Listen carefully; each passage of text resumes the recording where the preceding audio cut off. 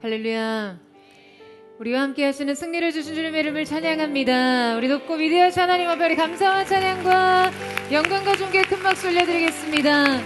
아름다우신 주님, 선하신 주님, 날마다 우리 가운데 승리를 주신 주님의 이름을 찬양합니다. 우리 주님 영광을 받아 주시옵소서. 네, 우리 하나님의 놀라운 은혜 가운데 우리 한범위를 우리 포드의 성도들 한번 바라보시면서요, 오늘 이 시간 영상으로 함께 예배하는 우리 글로벌 포드 식구들 향해서 우리 한번 따뜻한 사랑과 격려와 축복의 박수를 서로에게 보내도록 하겠습니다. 주님의 놀라우신 은혜가 우리 모두에게 있기를 축복합니다. 네, 특별히 우리 애국에서 사역하시는 우리 노항상 한기뻐 선교사님 오늘 현장 예배 함께 하셨는데, 우리 잠깐 자리에서 일어나시면 우리 한번 사랑과 또 존경과 축복의 박수 보내겠습니다. 할렐루야. 사랑하는 여러분, 성령 충만하십시오. 말씀 충만하십시오. 네, 오늘 함께 드리는 이 예배를 통해 주의 인도하심을 따라가는 우리 인생길을 과연 어떠한 믿음으로 걸어야 하는지 그 믿음의 실력 증진이 있게 되기를 축복합니다. 자, 우리 옆에 사람과 이렇게 한번 축복하며 인사하셨으면 좋겠는데요. 빠른 길이 아닌 바른 길로 가십시오. 이렇게 한번 축복하시겠어요? 빠른 길이 아닌 바른 길로 가십시오. 네, 인생의 걸음걸음마다 주님의 인도하심이 있기를 주님의 이름으로 축복합니다. 오늘 우리가 함께 살펴본 말씀은 이스라엘의 이 광야 여정의 이 막바지에 이르렀을 때 일어난 사건인데요. 출애굽 이후 약 40년 가까운 시간이 흘렀고, 이제 약속의 땅을 눈앞에 두고 있었습니다. 광야의 1세대들은 상당수 소멸했고요. 새로운 세대가 일어나 아모리 왕 시온과 바산 왕 옥을 무찌르고 요단 동편을 점령하면서 이제 광야 유랑에서 본격적인 정복의 시대로의 전환을 맞게 되죠. 그러니까 광야 세대가 끝나고 정복 세대가 등장하는 전환점이었어요. 자, 그런데 바로 이 경계에서 이스라엘 백성들 사이에 또 하나의 원망과 불평의 사건이 발생하는데요. 오늘 함께 나눌 말씀을 통해서 우리의 삶 속에 영적 침체와 실패가 찾아오는 방식과 그 실패를 다루시는 하나님의 심판의 방식, 그리고 그 심판 가운데 건지시는 구원의 방식을 살펴보고자 합니다. 자, 우리 함께 4절 말씀을 같이 한번 읽어보도록 하겠습니다. 시작. 백성이 호르산에서 출발하여 홍해길을 따라 에돔 땅을 우회하려 하였다가 길로 말미암아 백성의 마음이 상하니라. 당시 이스라엘은 가나안 남쪽에서 북쪽으로 진입하기 위해서 에돔 땅을 통과하려고 했는데요. 자, 에돔은 야곱의 형 에서의 후손이 세운 나라였거든요. 그러니까 이스라엘과 혈연적으로 꽤 가까운 민족이었죠.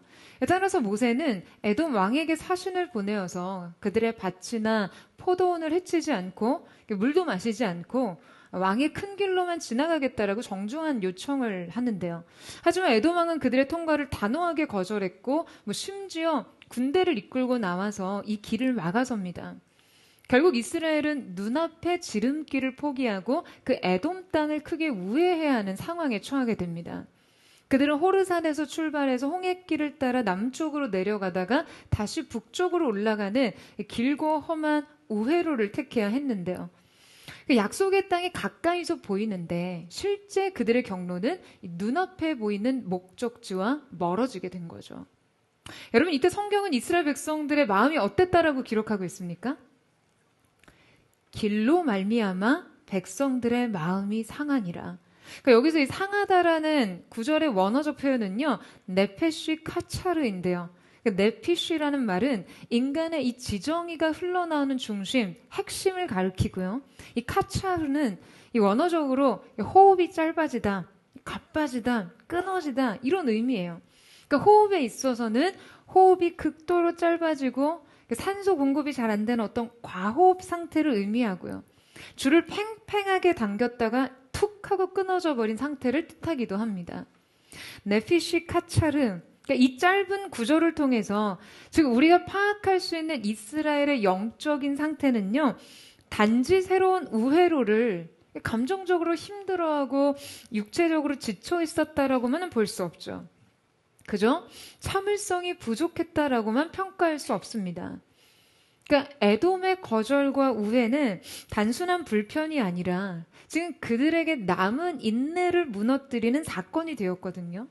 그러니까 그들이 극복해야 될 어떤 상황보다 그들의 인내가 짧았고 그리고 끝내 끊어졌고 결국 영적 호흡곤란의 상태에 이른 것이죠. 그러니까 이것은 명백히 여실히 그들의 영적 상태를 드러내고 있어요. 여러분 사실 그들은 이제 막 처음 광야를 걷는 것이 아니었잖아요. 그들은 이미 광야에서 하나님의 수많은 기적을 경험한 자들이었습니다. 홍해가 갈라지는 것을 봤고요. 하늘에서 내리는 만나를 먹었고 반석에서 터지는 물을 마신 자들이었어요. 매일 구름 기둥과 불 기둥을 따라 걷던 자들이었습니다. 더욱이 이 사건 직전에는요. 가나안 족속 아랏 왕가의 전쟁에서 굉장히 큰 승리를 거뒀거든요. 자, 그러니까 지금은 패배 직후가 아닌 승리 직후였어요. 하나님의 능력을 보지 못해서가 아니라 그 능력을 보았음에도 지금 바로 이 길로 인해 영적 상태가 그냥 완전히 바닥이 나버린 것이죠. 자, 여러분 그렇다면 왜 그들이 유독 이 우회로를 견디지 못하고 이토록 힘들어하는 것일까요? 이 길이 조금 돌아가기는 했지만 분명 가나안 땅을 향한 여정의 일부였는데도 말이죠. 뭐로 가도 서울만 가면 된다고 가나안으로만 가면 되잖아요. 그런데 대체 이 우회로가 그들에게 이렇게 영적 패배의 원인이 된 이유는 무엇일까요? 여러분 어쩌면 이것은요. 이 시대 우리에게도 동일하게 적용되는 믿음의 약점인데요. 바로 우회로를 견디지 못하는 믿음 말이에요. 그러니까 이 기저에는 하나님의 목적지에는 다다르고 싶어 하면서 정작 하나님의 방식과 시간을 온전히 신뢰하지 못하고 순복하지 않는 그 신앙의 뿌리 깊은 모순이 있습니다. 여러분 게다가 우리의 무의식에는요. 이 목표를 향한 인생의 지름길, 최단 경로, 가장 빠르고 효율적인 과정을 하나님의 응답과 동일시하는 경향이 있어요. 그래서 하나님께서 우리를 지름길이 아닌 우회로로 인도하실 때 우리 안에는 어떤 그 묘한 거절감과 불신이 작동합니다. 그러니까 애초에 좋은 게 좋은 거고 빠른 게 좋은 거고 잘 되는 게 좋은 거지 하는 착각과 은혜의 방식을 동일시하니까요. 하지만 여러분 제가 여러분에게 확언드릴 수 있는 한 가지는요. 하나님의 이끄심에 있어서 늘 좋은 게 좋은 거고 빠른 게 좋은 거고 잘 되는 게 좋은 건 아니라는 사실이에요. 때로 불편한 현실을 통해서도 하나님의 뜻이 이루어질 수 있고요. 느리고 더뎌도 더 완전한 성취가 있고요. 잘 되지 않더라도 심지어 실패하고 망하더라도 하나님의 영광을 드러낼 수 있는 것이 있습니다. 할렐루야. 여러분 여러분의 삶 속에서 이 사실을 반드시 인정하셔야 돼요. 하나님의 인도하심이 내 손바닥 안에서 훤히 파악되는 그런 예측 가능한 일이 되어야 그 효율성이 나에게 설득되고 납득 가능한 일이어야 주님의 길을 기꺼이 따를 수 있다면요. 그것은 믿음의 여정이 아니죠. 여러분 인생의 지름길 위에서는요. 하나님의 뜻과 나의 욕망이 일치합니다. 하지만 우회로에서는 이 둘이 분리되죠. 그러니까 효율성과 속도, 예측과 통제에 대한 어떤 욕구와 불안을 인생의 지름길은요. 모두 충족시키는 반면 우회로에서는 이 모든 것이 서로 충돌해요. 내가 걷는 만큼 지금 목적지에 가까워지고 있다라는 확신과 안정에서조차 벗어납니다. 눈앞의 경로가 파악되지 않고 노력해도 진전이 보이지 않고 나의 계획과 시나리오가 모두 무너질 때 느끼는 여러분 그 좌절감이란 이 시대를 사는 우리들이 너무나 자주 경험하는 것들이잖아요. 여러분 그렇기 때문에 바로 이때 우리의 믿음은 진짜 실력을 드러내는 거예요. 내가 하나님의 뜻뿐 아니라 그분의 모든 주권적 방식에 순복할 수 있는지 말이죠. 하나님의 최종적 목적지를 믿고 신뢰한다 할지라도 지금 내 발끝에 한 걸음을 순복하지 못한다면요. 여러분 이 믿음은 모순투성이에요. 여러분 그런데 저는 오늘 말씀을 묵상하면서 그들의 이 영적 호흡이 짧아지고 인내가 바닥나버린 상태가 된 어떤 좀 더 깊은 원인이 있지 않을까라는 생각을 했어요. 그들 안에 지금 하나님께서 이끄시는 예측 불가능한 과정을 따르는 그 믿음이 준비되어 있지 않다는 것 외에 말이죠. 여러분, 저는 그들에게 이미 누적된 상실과 절망이 작동하고 있었다라고 봅니다. 오늘 본문의 말씀 앞서 민수기 20장에 보면요, 그들의 심리에 결정적인 타격을 주었을 것이라고 예상되는 사건이 일어나는데요. 자, 먼저 20장에 진입하자마자 미리암이 죽습니다. 20장 후반부터 보면 에돔이 이스라엘의 통과를 거절하는 지금 호르산에 이르렀을 때 하나님은 모세와 아론에게 두 가지를 말씀하세요. 바로 무리바 물 사건으로 모세가 가나안 땅에 들어가지 못하게 될 것이라는 것과 아론의 죽음이죠. 자, 우리 함께 24절 말씀을 같이 한번 읽어보도록 하겠습니다. 시작. 아론은 그 조상들에게로 돌아가고 내가 이스라엘 자손에게 준 땅에는 들어가지 못하리니 이는 너희가 무리바 물에서 내 말을 거역한 까닭이니라. 자, 여러분, 이스라엘 백성에게 있어서 모세와 아론은 어떤 존재입니까? 모세는 그들에게 대체 불가능한 지도자였어요. 그는 애굽이라는 거대 제국에 10가지 재앙을 내리고 홍해를 갈랐으며 하나님과 대면하여 말하던 절대적인 존재였어요.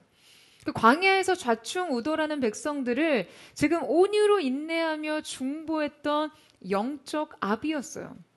자, 그런데 그런 모세를 하나님께서 가나안 땅에 들어가지 못하게 하신다고 한 거죠. 여러분, 이 거절과 탈락은요, 이스라엘 백성에게 엄청난 충격을 주었겠죠. 어쩌면 그들이 하나님에 대한 묘한 반항심과 거부감을 품을 수도 있지 않았을까요? 저는 분명 모세에 대한 하나님의 거절로 인해 그들 안에 엄청난 영적 허무주의가 자라나기 시작했을 거라고 생각합니다. 더욱이 이어서 그들에게 어떤 아주 충격적인 사건이 일어났습니까? 아론이 죽습니다. 여러분, 아론은요, 광야에서 40년 동안 그들의 죄를 속죄해주던 대제사장이었어요. 그런데 그런 그가 광야 흙바닥에서 싸늘한 시신이 된 것이죠. 이스라엘 백성들은 그를 위해 30일 동안 애곡하는데요. 자, 여러분, 이때 그들은 과연 어떤 심정으로 곡을 했을까요? 그들에게 이 두 가지 사건은 실제 광야 1세대의 완전한 퇴장과 죽음의 행렬을 보여줬고요.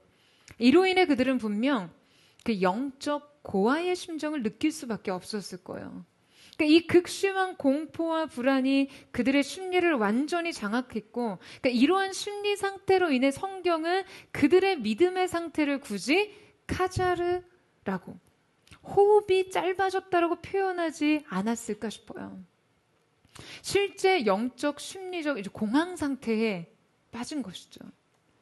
그러니까 바로 이때 하필 가나안으로 가는 최단 경로가 차단되고요. 우회로를 통해 오히려 가나안 땅은 그들의 시야에서 점점 멀어져 갔어요. 가나안은 그들에게서 점점 흐리쳐져 갔고요. 지도자의 죽음과 상실에 대한 경험은 그들에게 선명했습니다. 약속의 성취는 먼 이야기 같았고 광야 세대의 소멸은 그들의 현실이었죠. 그들 마음에 더 또렷하고 선명하고 실제적으로 각인된 것은요, 소망이 아니라 상실이었고 약속의 성취가 아니라 죽음에 대한 감각이었던 것이에요. 지난 월요일에 이제 가족들과 함께할 시간이 있어서 부모님과 이런저런 대화를 나누었는데요. 어머니가 그런 말씀을 하시는 거예요. 얼마 전에 가장 친한 친구분의 남편이 그 갑작스러운 부고를 들으셨나 봐요.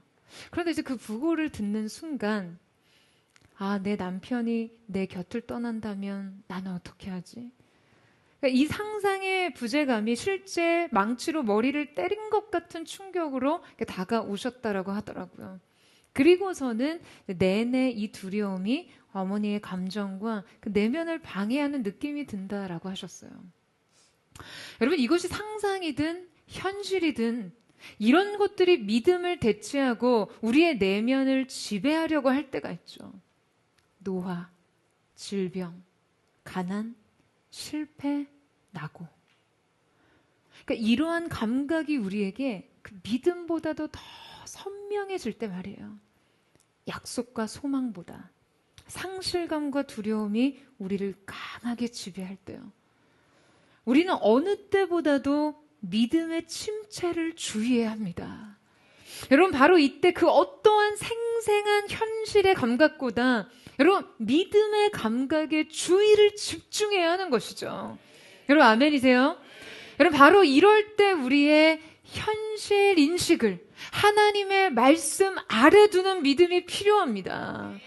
때때로 마주하는 오늘 나의 현실의 패배와 불행마저도 장래 약속 아래 두는 것이죠. 여러분, 그러나 이스라엘은요, 한 세대의 죽음과 소멸은 보면서도 보이지 않는 영적 계승은 의식하지 못했어요. 모세는 가나안에 들어가지 못했지만 이미 여호수아가 준비되어 있었고요.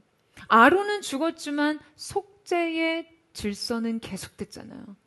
하지만 그들은 죽음도 파기하지 못하는 그 하나님의 약속을 의식하지 못했습니다. 그들이 붙들어야 하는 것은 이 영원한 언약임에도 그들은 지도자의 부재와 상실 속에 이 소망을 놓쳐버린 것이죠. 게다가 가나안 땅이 시야에서 멀어졌다라고, 여러분, 이거 약속으로부터 멀어진 것은 아니었거든요. 그들의 발걸음은 분명 홍해를 향했지만 하나님의 역사는 여전히 가나안을 향해 있었으니까요. 지리적인 후퇴가 이 언약적 전진을 결코 방해할 수 없다라는 것을 믿지 못한 것이죠. 여러분, 믿음은요, 그저 감상적 반응이 아닙니다. 우리의 믿음이 그저 감상에 머물렀다가는 끝내 냉혹한 현실을 버티지 못해요. 믿음은 정확한 현실 진단도 아닙니다. 그렇다고 나약한 현실 부정도 아니죠. 여러분, 믿음이란 현실을 직시하면서도 동시에 영적 세계, 그 하나님의 약속 또한 직면하는 것이에요. 여러분, 이스라엘 백성들은 광야에서의 죽음의 행렬이 곧 약속의 땅에서 승전 행렬이 될 것이라는 것을 믿어야 했어요.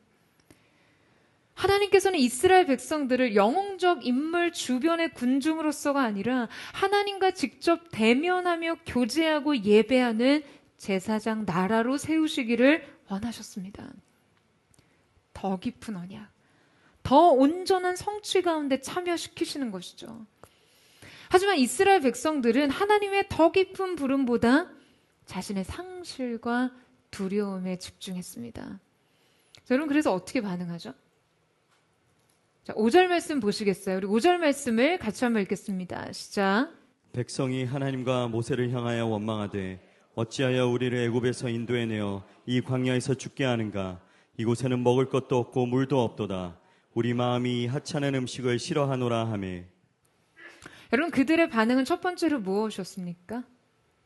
하나님과 모세를 향한 원망이었어요.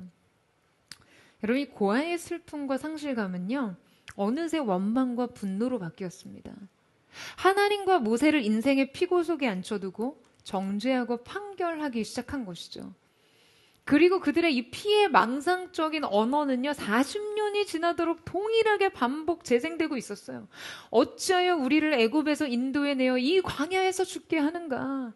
홍해의 기적, 시내산의 언약, 구름기둥과 불기둥의 보호와 인대는 그냥 여러분 온데간데 없고 그들의 현실 인식은 오직 이 광야에서 죽을 운명뿐이었습니다.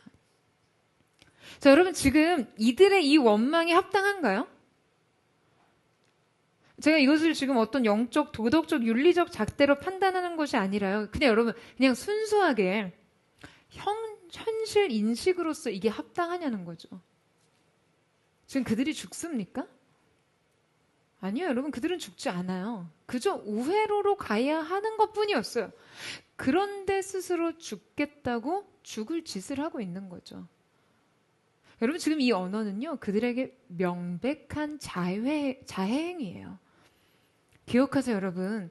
이들의 입에서 나오는 이 원망과 불평의 말들이 죽음 아닌 것들을 죽음으로 진단하며 결국 어떻게 죽음으로 몰아가는지를요. 그들은 말합니다.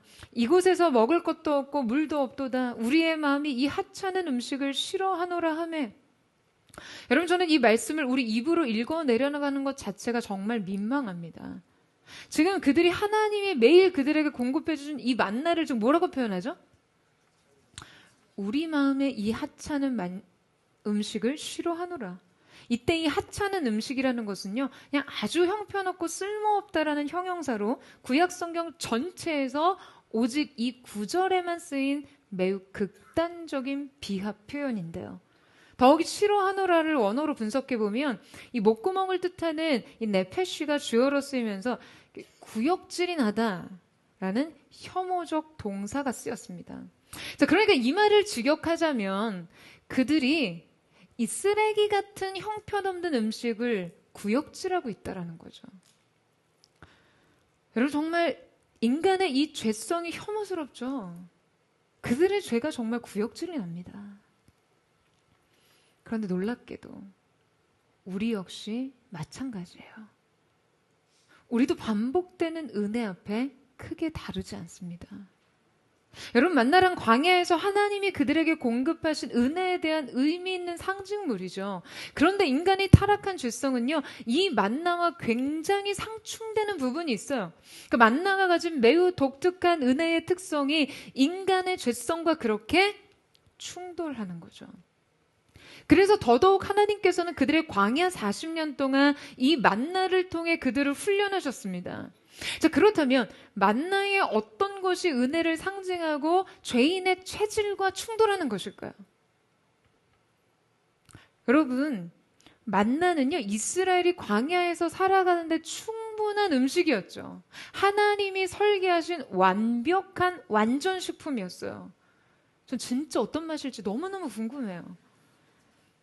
그런데 문제는 이것이 생존과 필요를 충족시키긴 하지만 그들의 욕망을 충족시킬 수 없다는 것에 있습니다. 그들은 그래서 심지어 그들에게 매일 하루도 빠짐없이 만나가 공급됨에도 불구하고 이곳에는 먹을 것이 없다라고까지 말하고 있는 거예요.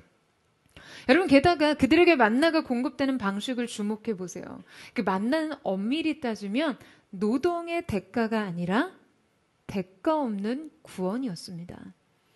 그들이 만나를 얻기 위해서 해야 할 일은요, 그냥 아침에 일찍 일어나 땅에 떨어진 것을 주는 것 뿐이었거든요. 뭐 일찍도 아닐 수 있어요. 만나의 공급은 하나님의 일방적인 은혜의 방식이었죠. 그래서 만나는 그들에게 쉽게 하찮은 것으로 전락하기 쉽습니다. 여러분 왜요? 여러분 인간에게는요, 노동과 수고를 원하지 않으면서도 동시에 나의 공로와 자격이 조금도 개입되지 않는 일을 달감하지 않는 그 묘한 심리라는 게 있거든요. 나의 자존심과 능력을 드러낼 틈이 없는 것들에는 흥미를 느끼지 못해요. 자기 존재를 증명할 길이 없어서 오히려 의욕을 상실하고 무기력에 빠집니다. 따라서 그들에게 은혜는 쉽게 권리가 되어버리고 기적은 일상의 하찮은 일이 되어버리는 거죠. 여러분 심지어 이스라엘 백성들은 과거의 노예 생활을 오히려 그리워하는 모습까지 보입니다. 이거 어떻게 그럴 수 있냐면요. 애굽의 노예 생활은 철저한 노동과 보상의 체계에 의한 삶이었거든요. 그들은 비록 노예였지만 아이러니하게도 자신이 일한 만큼 적어도 생존할 수 있다라는 이 체계 속에서 안정감을 느낄 수 있었어요. 애굽은 그들을 채찍질하고 그들은 맞고 일했지만 적어도 아침에 일어나면 벽돌 몇 장을 구해야 하는지 그 작업의 매뉴얼이 아주 분명했거든요. 일을 마치면 적어도 오늘 죽지 않고 살았고 부추와 마늘을 먹을 수 있었습니다. 그러니까 이 시스템 안에서 통제되는 삶이 그들에게는 예측 가능한 삶의 안정을 줬어요. 그러니까 이처럼 뼛속 깊은 그 노예 근성에 의해 광야에서 주어진 자유와 변화에 대한 적응이 너무나 어려웠던 거예요. 여러분 게다가 만나는 오직 하루치만 거둘 수 있었죠. 욕심내서 한 이틀치를 모아두면요 어김없이 썩어서 구더기가 들끓었습니다. 자, 그렇다면 하나님은 대체 왜 이런 방식으로 그들에게 만나를 공급하셨을까요? 여러분 하나님께서는 약속의 백성이 생존 본능에 의해 살지 않도록 훈련하고자 하셨어요. 생존 본능이 아닌 하나님을 향한 전적 의존에 의해 살기를 원하셨습니다. 이스라엘 백성들의 텐트 안에는 오늘 은혜를 모두 누리고 나면요, 여러분 내일 먹을 양식의 한 톨도 남아있지 않았죠. 그럼 여러분 생각해 보세요. 그들이 밤에 텐트 안에 누워서 눈을 감을 때 어떤 생각을 해야 했어요? 내일 살 수 있는 자원이 하나도 없이 생존을 위한 자원이라고는 집구석에 찾아볼 수 없이 잠이 들어야 했어요. 여러분, 그들은 내일 하나님이 거저주시는 은혜가 없이는 꼼짝없이 광야에서 굶어 죽을 신세라는 이 운명의 자각을 매일 반복해야 했죠. 매일 밤 이 현실을 직면해야 했습니다. 아, 목사님, 이 직면이 은혜인가요? 끔찍한데요. 여러분, 이렇게 생각하시는 분들이 있으세요? 여러분, 분명 이 직면은 은혜죠. 은혜 없이 살 수 없는 나에 대한 자각은요, 여러분, 우리에게 은혜입니다. 여러분, 아멘이세요? 여러분, 왜 그렇습니까? 우리의 구원이 하나님께 있음은 여러분, 우리의 인생의 소망이니까요. 나를 살리고 죽이실 주권이 나의 하나님, 그 은혜로우신 하나님 그분께 있다는 사실이 여러분, 우리의 삶의 최고의 축복이니까요. 날 위해 모든 것을 주신 그 사랑이 내일도 나에게 필요한 은혜를 주신다는 그 사실 말이에요. 그러니까 매일 밤 이 은혜를 바라고 소망하고 잠들 수 있는 날들이 진정 광야의 특권인 것이죠. 나의 생존이 전적으로 하나님 손에 있다라는 이 무력감과 통제권의 상실을 여러분, 오히려 기쁨과 소망으로 여길 수 있는 그 전환이 바로 믿음의 역할인 것이고요. 그러니까 여러분 안에 이 은혜가 불편하다면, 이 절대적 의존이 불안하다면, 여러분, 그것이 바로 우리에게 광야의 훈련이 필요한 이유인 것이에요. 여러분, 저는 가끔 포드처치를 광야로 부르신 은혜에 대해서 생각해 봅니다. 지난주 TF를 섬기는 형제가 그런 글을 썼더라고요. 비가 오고 더운 날 숨이 턱턱 막히는 4층 창고문을 열 때 사역은 드라마가 아니고 그냥 웃음기 하나 없는 현실로 직면된다고요. 제가 그 글을 읽는데요, 포드의 사역팀의 헌신과 수고가 또다시 한번 실감되더라고요. 아, 여기까지 왔구나. 정말 낭만이 1도 없는 현실이 그냥 기약 없이 반복되는 지점까지요. 그래도 뭔가 파이팅이 있고 수고에 따른 보람과 보상도 느끼고 치열한 현장에서 나름의 희열도 있는 그런 순간을 넘어서 진짜 임계점 말이죠. 그런데 바로 그때도 그 불평이 목구멍에서 올라오는 순간에 대신 짐 하나라도 더 옮기자고 했다던 그 사역팀의 결단이 바로 포드의 믿음의 실제가 드러나는 순간이라는 생각을 했습니다. 그냥 숨이 턱턱 막히고 참을 수 없는 지경에서 하나님을 위해 짐 한 짝을 더 들 수 있던 바로 그 실제 믿음, 그 믿음의 실체에 대해 기도하게 되더라고요. 여러분, 고생하는 사역팀들을 보면요, 목회자로서 마음이 굉장히 조급해집니다. 2다리 뻗고 잠이 편히 안 오죠. 제가 요새 무릎이 아파요. 그래서. 근데 여러분, 이 근심과 조급함은요, 결코 제 믿음에 득이 되지 못한다라는 것을 압니다. 이때 우리의 호흡이 짧아지지 않게, 우리가 처한 상황보다 우리의 인내가 짧지 않도록 깊은 영적 호흡을 들이쉬어야 하는 것이죠. 결국엔 다시 주님 앞에 엎드려 하나님의 크고 완전하신 계획에 그저 우리의 현실을 던져 놓으며 숨을 고르게 되더라고요. 광야로 부르셨기에 이 전적 의존의 삶, 통제 불능의 사역, 예측 불가능한 목회 현장에서 우리가 드릴 수 있는 모든 사랑과 순종의 분량을 모두 채우는 것이에요. 여러분, 광야엔 낭만이 없습니다. 그곳은 불뱀과 전갈의 땅이에요. 콧노래가 나오는 꽃길이 아닙니다. 할만해서가 아니라 도무지 할 수 없던 것을 하고 언제까지 더 걸어야 할지 알 수 없던 땅을 매일 걸어야 하는 것이 광야의 삶이에요. 무던히 걸으면서도 정체를 경험하고 전진이 아닌 후퇴의 감각으로 사는 삶, 우회와 지연, 무력과 의존의 삶, 그 삶을 그저 계속해서 걸으셔야 돼요. 우리가 통제할 수 없는 현실을 견디며 그 하나님의 약속에 대한 통시적 시선으로 여러분 우리의 눈앞에 흔들리는 상황을 견뎌내시기를 축원합니다. 이 광야의 축복과 특권을 기억하며 여러분 우리는 우회로 앞에서도 우리의 인내가 끊어지지 않도록 짧아지지 않도록 해야 돼요. 언제나 우리 앞에 당면한 문제와 현실보다 여러분 우리의 믿음의 인내가 더 길고 강하기를 주님의 이름으로 축원합니다. 여러분 인생의 모든 삶의 문제보다 하나님을 신뢰하는 여러분의 믿음의 호흡이 더 길고 강하기를 예수님의 이름으로 축복합니다.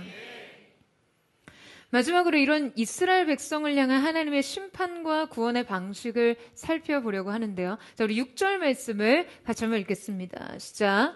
여호와께서 불뱀들을 백성 중에 보내어 백성을 물게 하심으로 이스라엘 백성 중에 죽은 자가 많은지라. 자, 여러분 이스라엘 백성들은 하나님이 이끄시는 이 우회로를 보고 그분의 인도하심과 통치 방식을 원망했죠. 급기야 매일 그들에게 부족함 없이 공급되던 은혜까지도 혐오하고 악평했습니다. 그래서 하나님께서는 그들의 불신앙을 다루시기 위해 그들에게 무엇을 하셨나요? 성경에서 불뱀을 보내셨다고 기록되어 있는데요. 이 불뱀을 물렸을 때 이 불뱀은 극심하게 열이 나고 또 불타는 듯한 그 통증을 일으키며 죽게 만드는 독사를 의미합니다. 자, 그런데 그들을 하나님께서 보내셨다라는 거예요. 이때 이 보네어의 이 샤라프라는 단어를 직역하자면요. 원래 없었던 어떤 불뱀을 만드시거나 데려오신 게 아니라요. 이것을 풀어 다니게 하셨다는 의미입니다. 그러니까 말하자면 그동안 막고 있었던 것들의 보호를 거두셨다는 의미인 거죠. 여러분 앞서 말씀드린 대로 본래 광야는 불뱀과 전갈의 땅이었어요.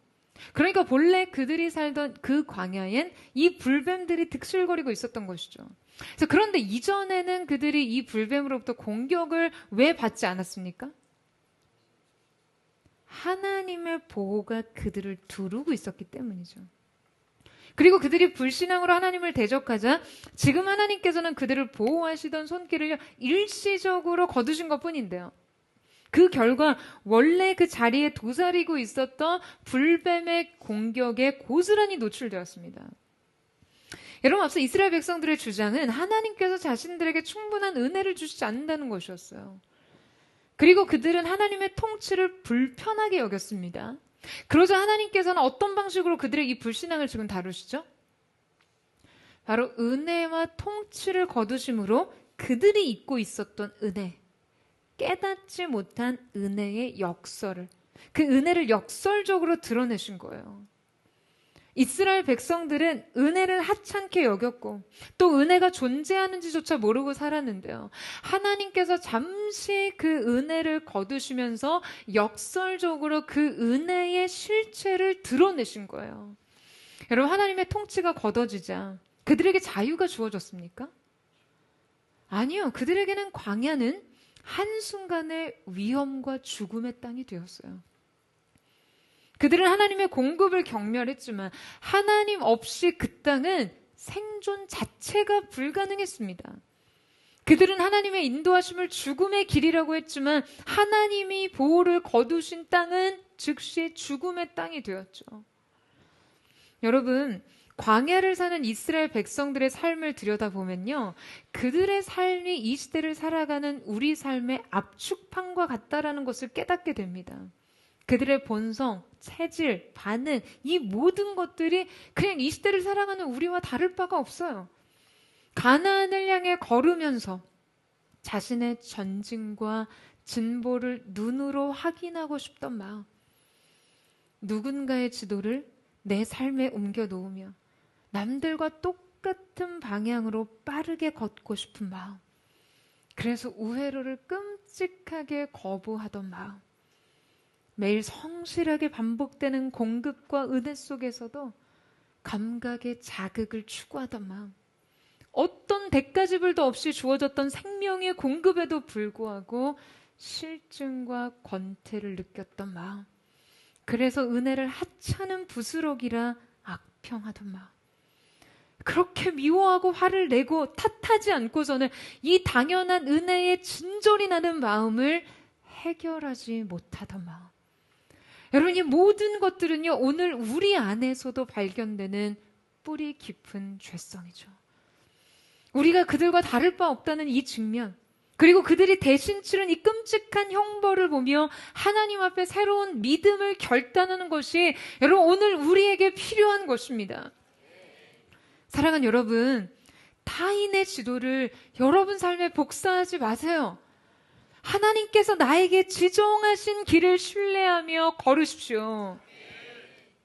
이제 불뱀에 물려 끔찍한 고통을 느끼며 죽어가는 그들에게 하나님께서 베푸신 구원의 방식은 무엇이었습니까?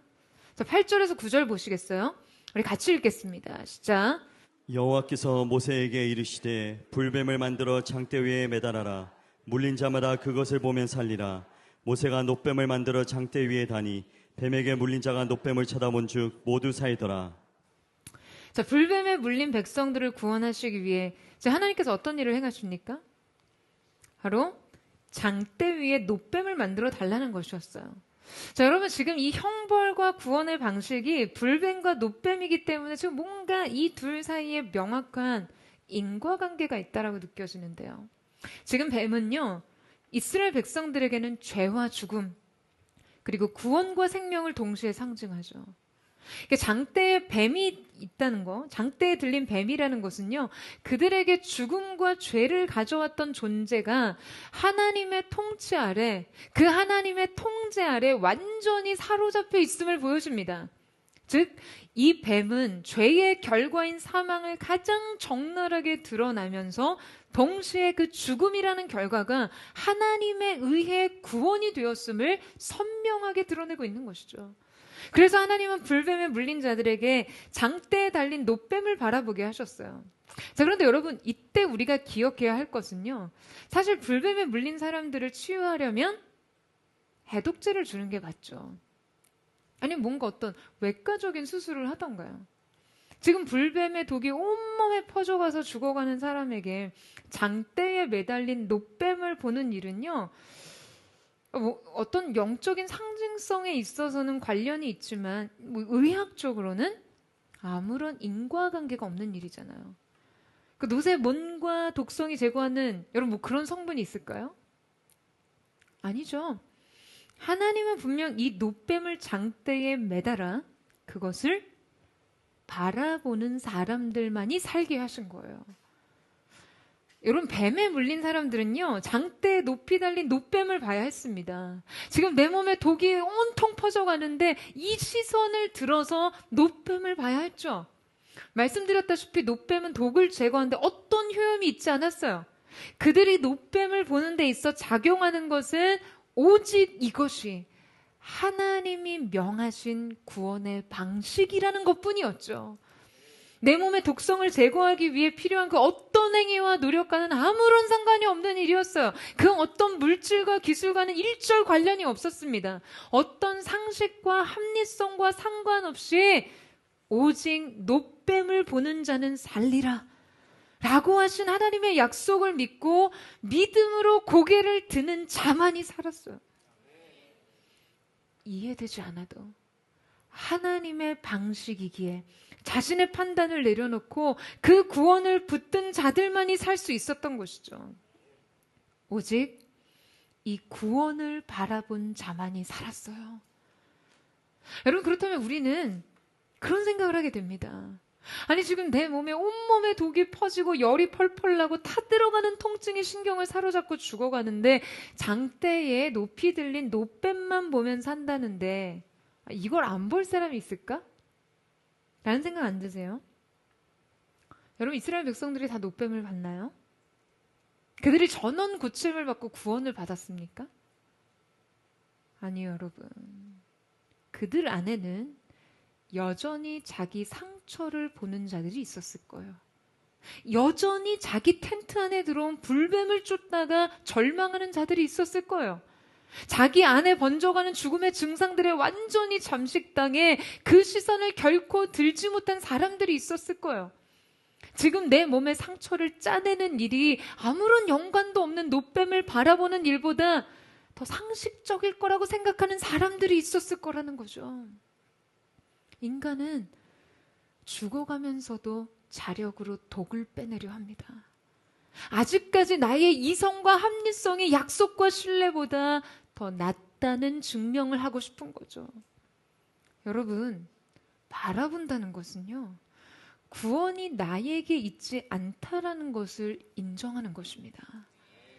나는 치료자가 아니라 환자이며, 나는 의인이 아니라 죄인이며, 나는 구원의 주체가 아니라 구원이 필요한 자임을 인정하는 것이죠.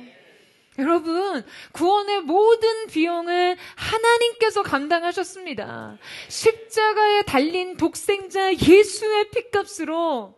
여러분, 복음은 값싸고 간편한 것이 아니에요. 그 값을 그리스도께서 전부 홀로 치르셨기 때문에 우리에게 값없이 주어진 것일 뿐이죠.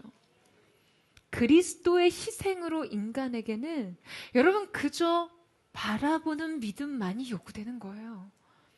하지만 예수를 믿기만 하면 구원을 얻는다는 이 압도적인 은혜의 조건 속에서도 내 통장 잔고를 믿고 스펙을 믿고 이성과 상식을 믿는 사람들이 존재합니다. 노뱀을 바라보지 않고 상처를 짜내던 사람들과 같이 말이에요. 여러분, 인간은 고통을 겪을 때 고통에만 몰입합니다. 이것이 우리의 깊은 죄성과 연약함이에요. 내 상처는 너무 깊고 내 죄는 너무 크다는 인식. 인생은 고통뿐이고 나는 그것을 감당할 수 없이 연약하다는 인식. 그래서 다가오는 것들이 모두 두렵기만 한 인생들. 여러분, 절망도 때로는 교만입니다. 하나님께서 그리스도를 통해 우리에게 주신 소망을 부정하는 것은요, 지독한 죄예요. 여러분, 코리텐붐을 아시는 분 계시겠죠? 저는 어린 시절에 코리텐붐의 자서전을 읽으면서 그녀의 믿음에 대한 엄청난 도전과 감동을 받았는데요. 코리텐붐의 자서전 주는 나의 피난처에 기록된 한 일화를 소개하고 말씀을 마칠까 합니다. 2차 세계대전 당시 나치의 박해를 피해 도망치던 유대인들을 숨겨주다가 발각되어 체포된 그녀는요, 언니 베시와 함께 독일 강제 수용소에 갇히게 됩니다. 그곳은 인간의 존엄과 소망이 철저하게 짓밟히던 죽음의 수용소였어요. 코리와 베시는 라벤스부르크 강제 수용소에 28번 막사에 수용되었는데요. 이 막사에서 그들은 매일 밤 썩고 악취나는 그 집 위에서 몸을 뉘어야 했어요. 그리고 이 집은 집 위를 기어 다니는 이 그들을 사정없이 무는 벼룩의 소굴이었죠. 하루는 코리가 절망적인 마음으로 언니 베시에게 이곳에서 어떻게 살아가야 할지를 물었을 때 베시는 기도하기 시작했다라고 해요. 그곳에서 어떻게 살아야 하는지를 주님께 물었던 것이죠. 그리고는 몰래 가지고 온 작은 성경에서 그날 읽었던 말씀을 기억해냅니다. 데살로니가전서 5장 16절에서 18절까지의 말씀이었어요. 항상 기뻐하라. 쉬지 말고 기도하라. 범사에 감사하라. 베시는 이 말씀이 결코 특별한 상황에만 적용되는 것이 아니라고 생각했습니다. 이 막사 안에서도 자신들이 순종해야 할 말씀이라고 생각하는 것이죠.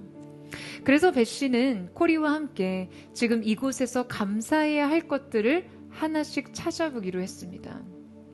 가장 먼저 두 자매가 같은 막사에 배정된 것과 성경을 빼앗기지 않을 수 있었던 것을 감사했죠. 그리고 이 막사에는 수용 인원을 훨씬 초과하는 많은 여성들이 함께 있다는 것에 감사했습니다. 그들과 함께 하나님의 말씀을 나눌 수 있다는 사실에 말이에요. 그리고서 마지막으로 벳씨는 이렇게 기도했습니다. 그리고 벼룩을 주셔서 감사합니다. 벳씨가 벼룩에 대한 감사 기도를 드리자 코리는 즉시 반발했어요. 하지만 벳씨가 말했죠. 벼룩도 하나님께서 우리를 두신 이 장소의 일부라고요. 그리고 우리는 범사에 감사해야 한다고요. 코리는 마음으로 동의할 수는 없었지만 벳씨의 기도를 따라 벼룩에 대해서도 감사를 드렸다고 해요. 그리고 이후 이 28번 막사에서 비밀 예배가 드려지기 시작했습니다. 그들이 성경을 읽어 내려가면 사람들은 각자의 언어로 통역하기 시작했어요. 절망과 죽음으로 가득했던 막사가 여러 언어로 그 하나님의 말씀을 전하는 예배의 장소가 될 수 있었던 것이죠. 그런데 이 막사 안에서 예배가 가능할 수 있었던 것은 다른 막사에 비해 간부들의 이 출입이 없었다는 것이었는데요. 다른 막사처럼 간부들이 수시로 들이닥쳐 수감자들을 감시하고 폭행하는 일이 이 28번 막사에서는 좀처럼 일어나지 않았던 거예요. 성경 읽기와 예배는 발각되는 순간 엄중한 처벌을 받을 수 있음에도 왜 간수들이 이 막사에 들어오지 않아 이 예배가 가능할 수 있었는지 그들은 알 수 없었어요. 그런데 어느 날 벳씨가 작업 중 간수들이 나누는 대화를 통해 그 이유를 알게 됩니다. 바로 간수들이 28번 막사에 벼룩이 들끓는다는 사실 때문에 그 안에 들어가기를 모두 꺼린다는 것이었어요. 여러분, 벼룩은 그들에게 불편과 고통이 아니었습니다. 적어도 그 막사 안에서는 간수들의 감시와 폭력을 막아주는 장벽이 되었고요. 막사 안에 절망적인 사람들에게 성경을 읽고 예배할 수 있는 공간을 마련해 준 것이었어요. 여러분, 고통에 몰입하지 않고 은혜를 발견하는 믿음. 어떠한 순간에도 말씀에 순복하며 소망을 붙잡는 믿음. 어느 것 하나, 우리의 인생 어느 것 하나 은혜 아닌 것이 없다라는 믿음의 인정 속에 삶을 온통 은혜로 수놓는 믿음. 여러분, 저는 이 믿음이 포드처치 성도들의 삶의 실제가 되기를 간절히 축원합니다. 여러분의 인생 속에 고통을 일으키는, 여러분 인생 막사에 괴로움을 발생시키는 그 문제는 무엇인가요? 여러분, 은혜의 눈뜬 자들은 발견하게 될 것입니다. 그마저도 주님의 은혜의 보호막이요, 우리의 인생을 지키시는 하나님의 은총의 손길이었다는 것을요. 여러분, 모든 것이 은혜입니다. 당연한 것은 없습니다. 오늘 그 새로운 은혜의 발견이 저와 여러분 모두에게 있게 되기를 예수님의 이름으로 축원합니다. 우리 함께 찬양하며 기도하며 주님 앞으로 나아가기를 원합니다. 사랑하는 주님, 28번 막사에 발생했던, 그들을 괴롭히고 고통스럽게 했던, 더 이상은 참을 수 없어 감사할 수 없는 마음으로 치닫게 했던 벼룩마저도 그 인생의 예배가 계속되게 할 수 있었던 하나님의 은혜의 보호막이요, 그들의 삶을 보호하신 하나님의 은총의 손길이었음을 깨닫습니다. 우리의 인생 막사에도 하나님 앞에 감사할 수 없는 수많은 이유를 다시 감사의 조건으로, 은혜의 눈뜬 자들로 그 하나님의 신비로운 은총의 섭리를, 구원의 손길을 기대하는 시선으로 변화되게 하여 주옵소서. 그 전환의 믿음이 오늘 우리에게 있게 되기를 원합니다. 우리 그 마음 고백하며 우리 주님 앞으로 함께 나아가기를 원합니다. 송축해 내 영혼, 내 영혼아, 거룩하신 이름. 이전에 없었던 노래로 나 주님을 경배하리.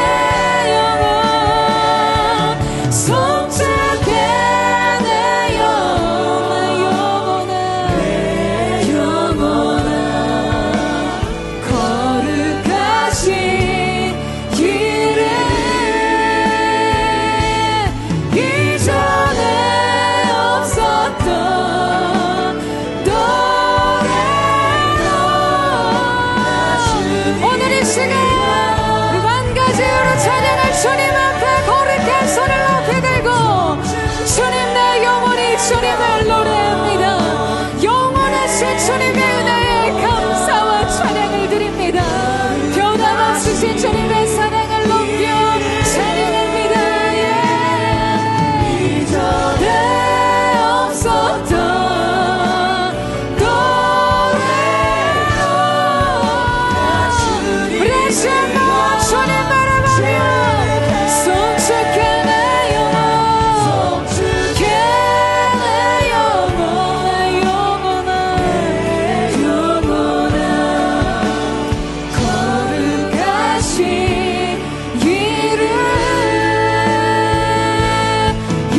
이전에 없었던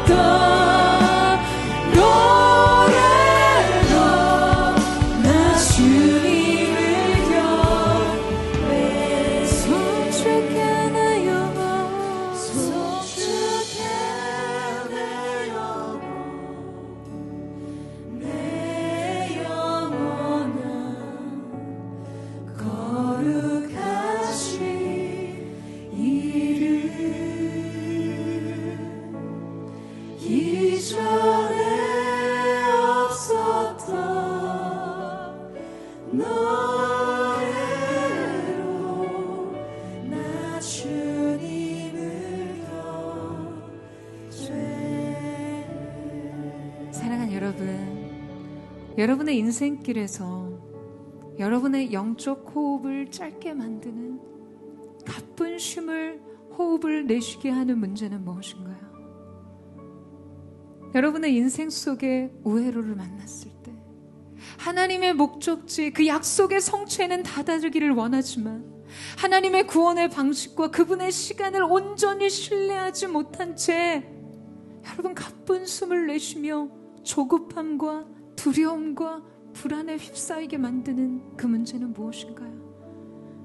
여러분의 인생에 누적된 실망과 누적된 좌절과 광야 이 세대들이 경험했던 미리아의 죽음과 같은 아론의 죽음과 같은 홀로 남겨진 것 같은 영적 고아와 같이 던져진 것 같은 그 상실과 두려움과 슬픔의 마음이 하나님을 향한 원망과 불평, 그 하나님이 내 인생에 준 약속을 온전히 신뢰하지 못하게 만들지는 않았습니까? 사랑하는 여러분, 그 마음을 가지고 정직하게 주님 앞에 서세요. 사랑하는 주님, 저를 돌아봐 주십시오. 이 시간 내 마음속에 쌓인 이 불평과 원망들, 두려움에 몸부림치며 가빠지는 이 영적 과호흡의 상태, 주님의 평안으로 호흡하지 못하고 주님의 소망을 바라보지 못하고 내 앞에 약속은 사라진 것이 아님에도 불구하고 우회하는 끊임없이 돌아가는 것 같은 인생의 길 속에서 조급해하며 타인의 인생 지도를 내 삶에 복사하듯 붙여놓기를 하고 있지는 않으신가요? 사랑하는 주님, 오늘 이 시간 우리를 불쌍히 여겨주시옵소서. 이 시간 우리가 이 마음을 주께 드리기를 원합니다. 이 마음을 육의 생각으로, 우리의 마음으로, 우리의 생각 속에 머물러 두지 않게 하시고 주님 보좌 앞에 토설함이로 우리의 인생 모든 길을 아시는 하나님으로부터 그 새로운 동료의 음성을 듣게 하여 주시옵소서. 너는 내게 나와 들으라, 그리하면 내 영혼이 살리라 말씀하신 주님의 말씀과 같이 주여, 이 시간 우리가 주님 앞에 나와 주의 음성을 듣기를 원합니다. 그로 인해 내가 주 앞에 다시 살기를 원합니다. 우리의 마음과 생각과 감정, 우리의 영이 주 앞에 다시 살게 하여 주시옵소서. 이 시간 우리 그 마음을 담아 우리 정직하게 하나님 앞에 직면하며 대면하며 주의 한번 부르짖고 기도하겠습니다. 주여, 사랑하는 주님, 두려움의 상상이, 이 두려운 리허설이 우리의 삶에 반복될 때마다 우리의 영적인 호흡이 짧아집니다. 두려움과 조급함, 불안에 휩싸이는 마음으로 하나님의 구원을 기다리지 못하며 하나님의 시간표를 신뢰하지 못하는 마음, 그저 인생의 고해로 앞에서 이 상황보다 짧아진 우리의 인내로 주님 여기서 절망하고 좌절한 우리의 모든 마음속에 아버지의 긍휼이 임하게 하여 주시옵소서. 우리의 삶을 가로막는 이 인생 고해로 하나님 삶에 찾아온 질병, 가난, 노화, 삶의 실패의 문제들 주님 앞에 내려놓고 우리를 후대하시며 선대하시고 여기까지 우리를 인도하신 승리를 주신 주님을 기억함으로 바로 그 자리에서 다시 시작된 믿음과 새 순종의 마음이 주께 드려질 수 있도록 역사하여 주시옵소서. 아멘. 주님 숨길 것이 없겠네. 나의 말씀을 주가 하시니 주 위에 살기 원하네. 나 돌아보소서.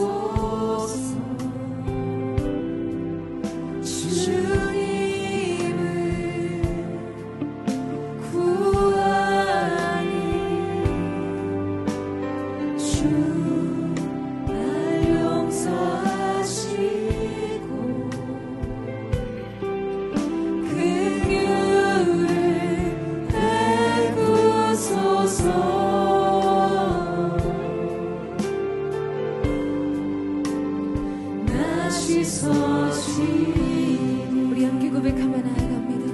주님 나를 돌아보소서. 나 돌아보소서. 주님을 구하니 주 날 용서하시고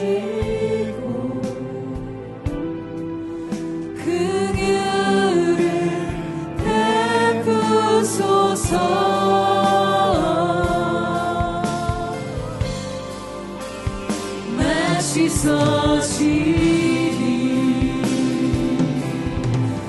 나의 날수를 주가 하시니 주 위에 살기 원하네. 내 모든 길을 주가 숨길 것이 없게 주님 바라보며 나의 모든 길을 아시는 주님 나의 모든 길을 주가 아시니 숨길 것이 없게 나의 날수를 주가 시간 우리를 붙드시는 그 주님을 바라보고 고백합니다. 우리의 모든 길을 아시는 주님 손을 부탁합니다. 주님을 신뢰하는 믿음으로 걷기를 원합니다. 숨길 것이 없게 나의 날수를 주가 위에 살기 원하네. 날 돌아보소서. 주 이름 구하니 주 날 용서하시고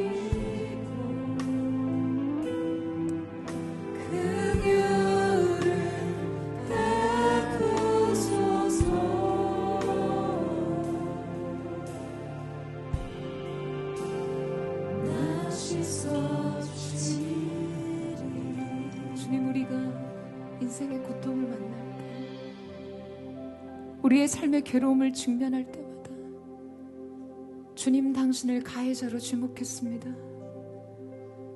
주님 당신을 피고석에 앉혀 정죄와 비난을 일삼았던 우리의 불평과 원망을 주 앞에 회개하며 나아가기를 원합니다. 사랑하는 여러분, 인생의 길에서 여러분이 경험하는 그 두려움이요, 과정의 고통, 결과적 고통, 여러분이 모든 것을 위해서 그마저도 이것이 우리의 죄의 대가 지불이 되지 않도록 예수께서 친히 십자가를 지셨습니다. 광야의 노뱀을 세우시며 이것을 바라보는 자들이 살게 될 것이라고 하신 것처럼 예수님께서도 인자도 광야에 이렇게 들려야 할 것이라고 말씀하셨어요. 고통스러운 죄의 결과들을 끌어안는 우리의 인생 한복판에 예수께서 친히 그분의 십자가를 세우셨습니다. 그리고 하나님께서 우리 가운데 단 한 가지를 말씀하셨어요. 믿음의 주여 온전케 하시는 예수를 바라볼지어다. 믿음의 창시자가 되시는 예수를 바라볼지어다. 누구든지 주의 이름을 부르는 자는 구원을 얻으리라. 여러분, 하나님의 이 도전과 요청 앞에서 믿음의 눈을 들어 주를 바라보는 자마다, 예수를 주라 시인하는 자마다 구원을 받을 거라고 말씀하신 이 조건 없는 이 은혜 앞에서 여러분은 무엇을 고백하는 자입니까? 여러분의 눈을 들어 주님을 바라보나요? 사랑하는 여러분, 여전히 여러분의 고통과 상처에 몰입하고 있습니까?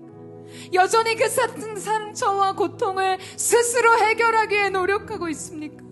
사랑하는 여러분, 눈을 들어 주의 구원을 바라보십시오.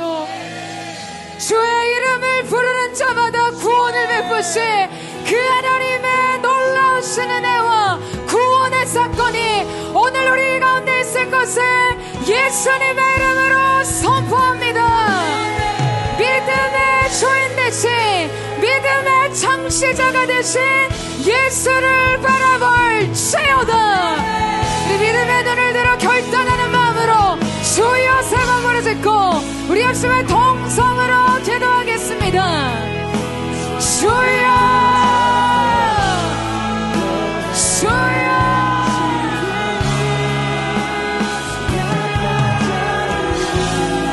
예, 주님, 오늘 우리의 인생 항목판에 주께서 세우신 인자가 이와 같이 광야에서 들려야 할지라 예수의 십자가를 통해 우리 가운데 허락하신 말할 수 없는 주님의 구원, 그 구속의 은혜에 참여하는 자가 되게 하여 주옵소서. 더 이상 숨을 내는 내 인생의 상처에, 고통에, 결핍에 몰입하는 자들 되지 않게 하시고 눈을 들어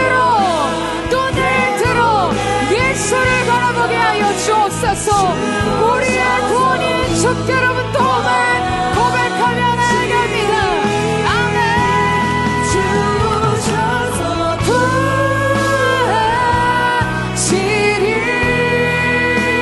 주셔서 구원하시리.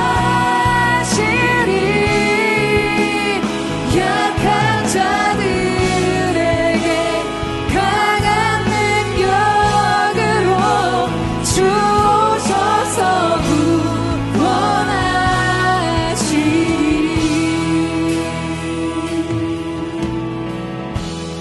두려운 마음 다진 자여 놀라지 말라. 주 너의 하나님 강한 손으로 주 이름 부를 때 주님 구하시리. 주님 구하시리. 상한 마음 가진 자여, 상한 마음 가진 자여 낭만치 말라. 주 너의 하나님 사랑의 발로 주 이름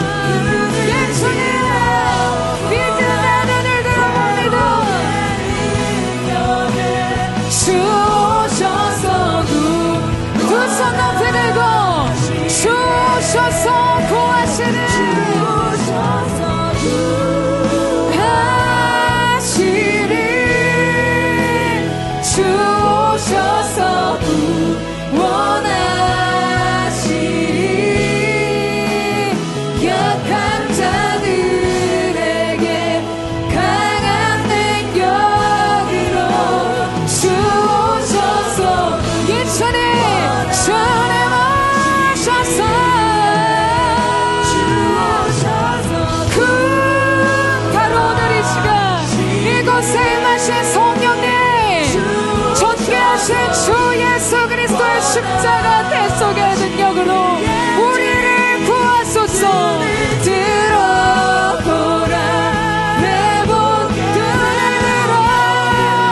눈을 들어보라 회복의 능력을 눈을 들어보라 회복의 능력을 주셔서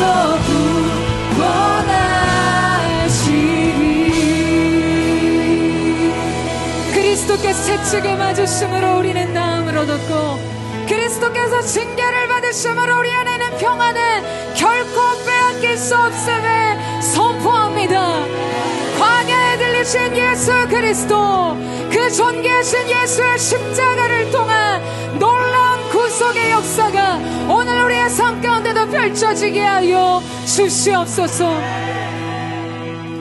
여러분, 마지막으로 한 번 더 기도하며 나아가기를 원합니다.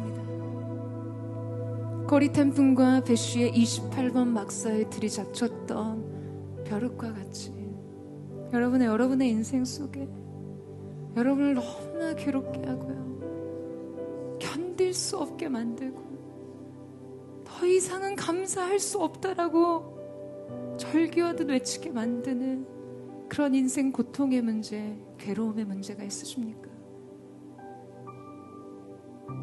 주님, 이것도 나의 삶의 일부라면 주님 앞에 항상 기뻐하고 범사에 감사하고 쉬지 말고 기도할 수 있게 해달라고 했던 그 배쉬의 믿음의 기도와 같이 여러분, 오늘 여러분의 인생 막사에도 이 감사의 기도를 결정할 수 있으시겠어요? 내 인생 그 어떤 거라도 우리가 주님 앞에 믿음과 순종으로 주님 앞에 감사의 조건으로 은혜에 눈 뜰 때 여러분, 우리를 그토록 괴롭게 했던 그 문제가, 그 고통이, 그 슬픔이 우리를 주 안에서 보호시켜주는 성벽이 되고요, 우리의 인생 예배가, 우리의 인생 노래가 계속될 수 있게 하는 거룩한 하나님의 보호의 울타리가 될 수 있음을 발견하게 될 줄로 믿습니다.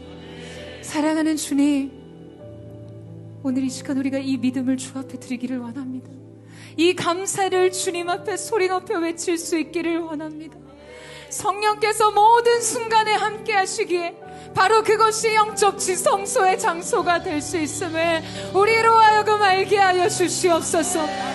주님, 우리의 인생의 옆구리에 가시와 같던 고통과 괴로움마저도 하나님의 은혜와 보호, 우리를 주께로 더 가까이 이끄는 능력이 됨을 발견하게 하여 주시옵소서. 죽음의 수용소에서도 들릴 수 있었던 인생 기쁨의 노래가 우리의 인생 막사에서도 들려지는 주시옵소서. 여러분 도전합니다. 이 믿음을 결단하세요. 이 감사를 주께 드리기를 축원합니다. 우리 그 마음 드리며 주여 마무리 짓고 동성으로 기도하겠습니다.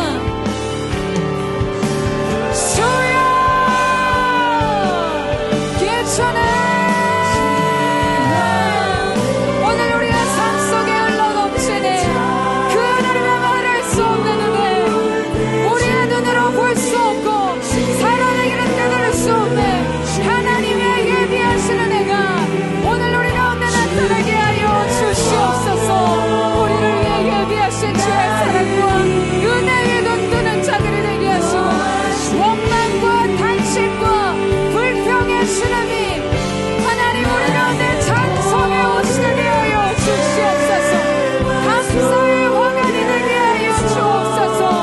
주님 앞에 뜻을 정한 이 믿음과 감사의 기도를 통해 우리의 인생 막사에 펼쳐진 신비로운 하나님의 섭리의 손길을 목도하게 하여 주시옵소서. 예수님 그렇습니다. 영원토록 그 하나님 앞에 감사의 제사를 드립니다. 나를 찾아올 때 주님 지켜주시리. 주님의 성령 나를 인도하시리. 우리 함께 결단의 고백으로 나아갑니다.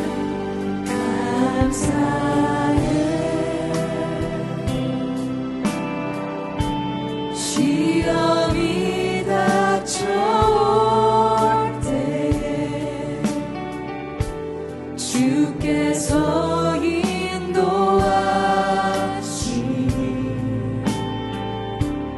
두려움 없네. 또 감사해.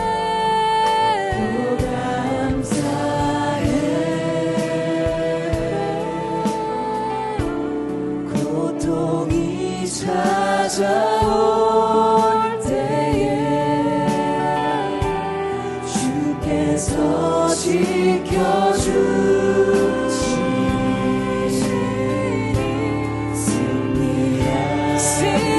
승리하리라. 나의 모든 생활 속에서 주님이 함께하시니. 주님의 성령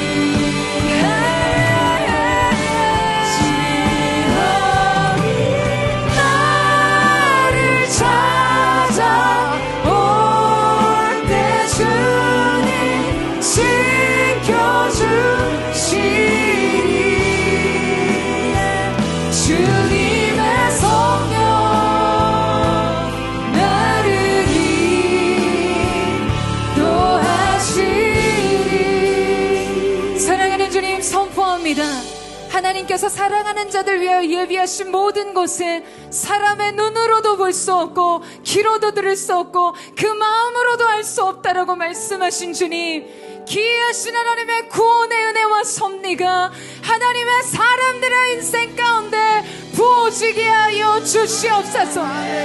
당연하다 생각했던 그 은혜의 발견이 오늘 우리의 삶의 현장 속에 나타나게 하여 주시옵소서. 뜻대로 부름받은 모든 자들에게 합력하여 선이 되게 하신다 말씀하신 그 하나님의 은혜가 있을지어다. 주님, 오늘 우리의 인생에 거룩하신 은혜의 울타리를, 거룩하신 은혜의 성벽으로 둘러진 저 우리를 보호하신 하나님의 은혜를 보게 하여 주시옵소서. 그렇게 날마다 새 은혜를 주신 주님을 찬양하며 감사드리며 살아계신 예수님의 이름으로 기도드립니다.